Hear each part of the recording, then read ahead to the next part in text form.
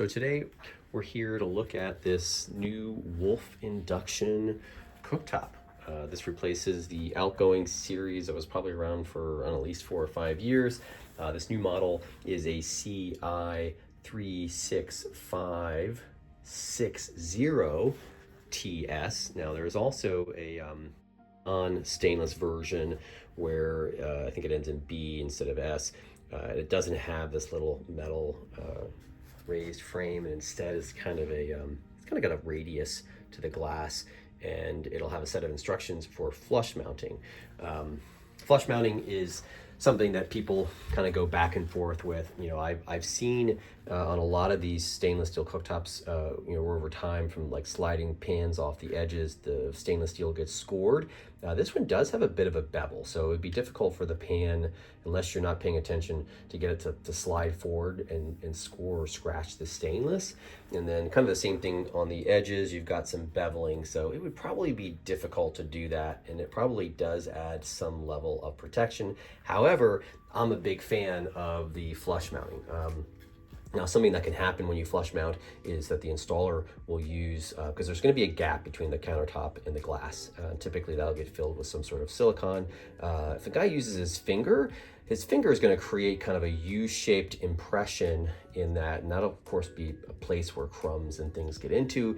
It might be a little bit of a pain to clean. Just make sure they use a proper caulking tool so that you have a cleaner transition from the glass to the countertop, and it will be it'll be easier to clean. B, you'll be able to slide something from the countertop onto the surface much easier, and it creates a really nice look. Outside of those design differences in the 2 different models that they're offering in 36, they also offer the same features in their 30. Previously, there was a 24-inch 3-zone. I did not see that on their website anymore. I'm pretty sure that's discontinued and it's not getting replaced. Main differences on the new top are going to come into we'll go and look at the controls. So you'll see this full color display. It's going to have me unlock it. This is not live right now, by the way. This is just set up on 120 in a showroom demo program. So here you have your large, kind of cooking area, and you see an icon in the shape of it, and then the other 4 zones are here. The pattern in the glass is square. Your cooking element isn't. Your cooking element is going to be circular. Now, I saw this, and at first I don't know, I think my immediate reaction was that I didn't like the fact that it was square, because the elements aren't square, so why make the design for the place that you're gonna put your pan square? It's actually kind of clever. I've cooking on induction for probably like 15-20 years now. One of the things that I find myself doing is constantly kind of recentering the pan. Once you've got a pan on an element, it kind of covers everything up, right? So here is an appropriately sized pan for that element. When it's covered up, you don't know if it's off this way or this way until you kind of reposition it. And sometimes if you're cooking like pancakes, you'll kind of see that like half of a pancake isn't getting cooked, and that's because the pan slowly started to migrate over. Now, some people will use like a silicone baking sheet or something to kind of keep the pan from sliding around. But I really like that you can actually see in the corners here that the pan is centered. So super cool. I like that a lot. In fact, I think if I were to buy an induction cooktop today and it wasn't like a Thermador or a Gaggenau Freedom style induction, like this would probably be my first choice. The glass, instead of being a pure black glass, the glass is kind of has a pattern to it. The pattern is actually kind of handy in that it will do a good job of making the surface a little less reflective, and it'll help hide imperfections as you use it. So if you're like me and you want to cook on paper towels, which that's a fire hazard, you probably shouldn't do that. You can protect the glass, and I would say maybe like parchment paper would be a better better way to go. But you know, a lot of people aren't going to want to do that. They're just going to want to put their cast iron pans on here and just use it. This will do a really nice job of kind of hiding those imperfections. I mean, you'll still see them under direct light, you know, when you've got the hood lights on, but under low light, you probably won't see those imperfections. So let's get back to the controls here. So I'm going to turn this back on. Pardon my sidebar.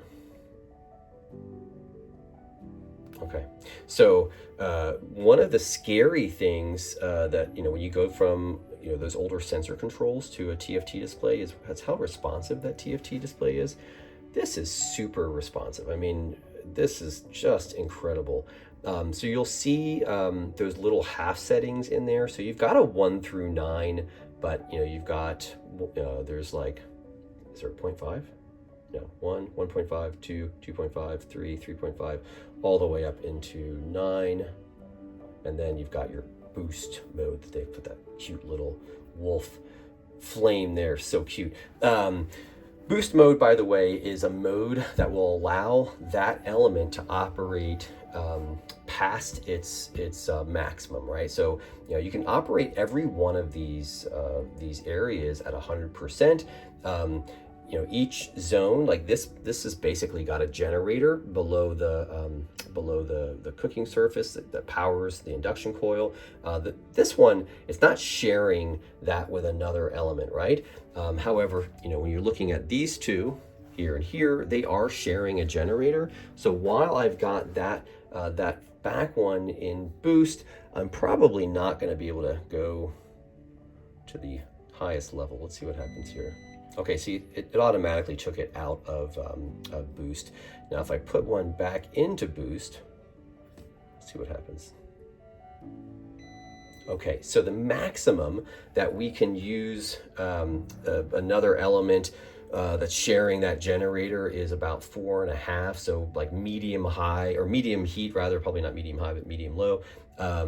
Which is not bad. And remember, you're still getting the like crazy performance up to power level 9, but you know, when you're in boost, you're taking it to like 120%, let's say, because you're using some of that, you know, it's partitioned power from the generator to handle both of these simultaneously. When you aren't cooking, or when you're cooking in that medium to low range, you can use that unused juice that's partitioned to that other burner towards the burner that you're working with to get extra high heat. What scenarios do you need an extra high heat? Honestly, not many. I mean, there's very few things that you're going to operate this thing past like probably 8 or 9, and that's going to be boiling water for potatoes or pasta.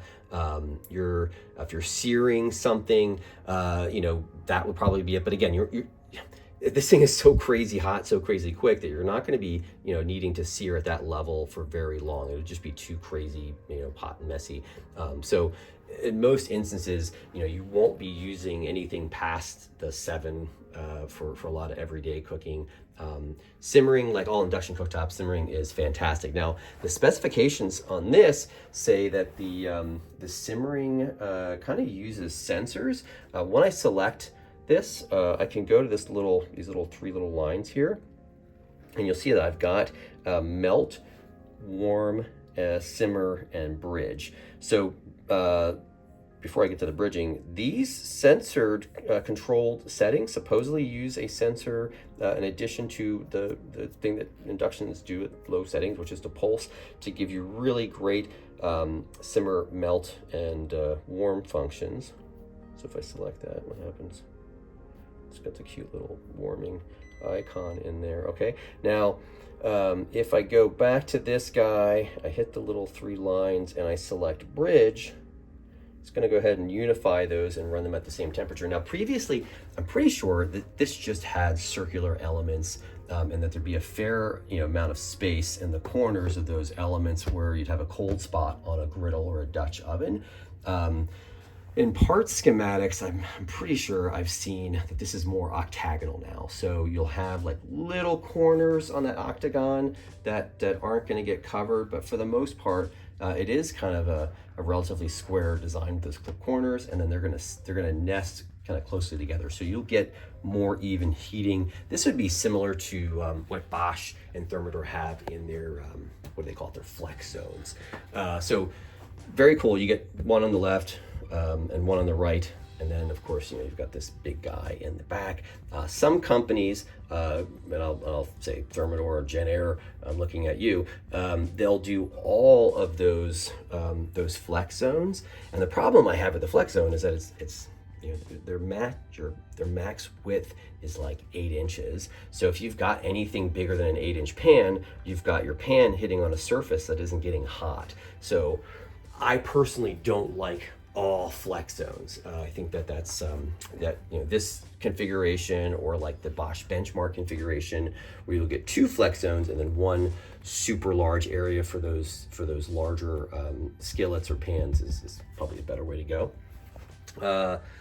Let's see, anything else? You like all Wolf products? This comes with a 2-year parts and labor warranty. You get a 3rd, 4th, and 5th parts coverage, I believe. Like all Wolf Sub-Zero products, if you get a certified installer in your area, that can add an additional year of warranty. So you'd go from 2 years parts and labor to 3. You don't get a 6th year of parts coverage. It's just 5 years total parts, and then either 2 or 3 years of labor, depending on who did the installation. There's not much to an installation of one of these cooktops. You're basically just hardwiring it and dropping it in a hole. There may be, I don't know, clamps or something, but anybody can install it. But if you do have a contractor or a nearby installer that is certified, they're going to basically incentivize you to use them with that extra year. And it kind of helps them in that they know that the guy probably didn't mess it up because he's trained on how to properly install it, and he didn't cut corners in the installation. I think that's it. Like I said, the outgoing model had these little individual sensor controls, which was a really nice thing, very similar to probably what you would get in a Miele. Maybe not quite as nice as like a Monogram or a Cafe Induction, which I really like at a slightly lower price point.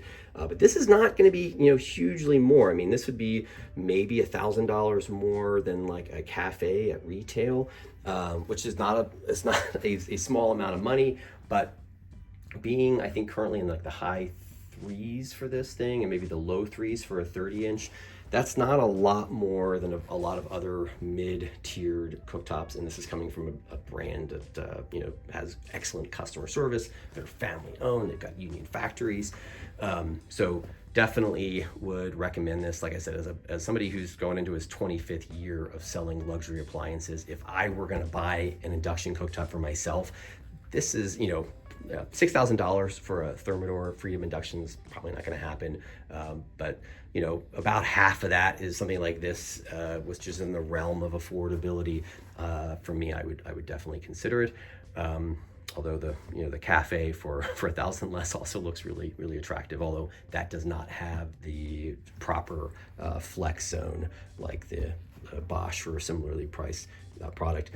Bosch, by the way, great induction top. Same thing with Thermador, but their controls are a little bit more complex. I would say for an older person, they'd have maybe a difficult time if they're forgetful using that. So having individual controls is always nice. This is just really extra, and super happy that they've finally updated this method of cooking. I'm a huge fan of induction. 100% would recommend induction over gas. If you think gas is better than induction, you have no idea what you're talking about, and you've never cooked on induction regularly. You've either cooked on electric regularly and you've cooked on gas regularly. You probably have not cooked on induction regularly. I've cooked on both. I just moved into a house a couple of years ago with gas. Was kind of excited, was massively disappointed when coming from induction into gas, and will probably never go back to gas because I like induction so much. So, take that as you would. If you like this video, please give me the thumbs up. If you have questions or comments, please leave them below. It helps me in the algorithms to get more subscribers and more viewers and suggestions and all that stuff. Please subscribe and share, and I'll see you guys in the next one. Actually, one last thing. I forgot a couple of cool features that I just remembered. If you're cooking on multiple elements and you need to take a phone call, or one of the kids is screaming like they just fell off the dresser and like hit their head or some weird thing, you can actually hit this pause button, and it will basically pause everything that's happening. So everything is essentially going to shut off. But when I go to hit that play icon, everything's going to come back exactly where I left it. So the exact configuration, the exact temperatures.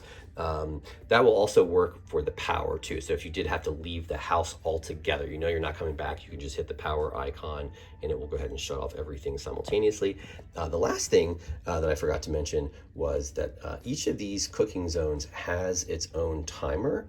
So let's go ahead and just select that. That little clock icon there will give me the ability to say, oh, I want to, boil my eggs for however many minutes. Hit the check mark. Let's get that glare from that thing out of my way. And then you can see you've got a little individual timer. Now, if I select another guy, let's do the same thing. Let's do 2 minutes, check. And you can see the little timer there and there. Super cool. So anyhow, I'll see you guys next time.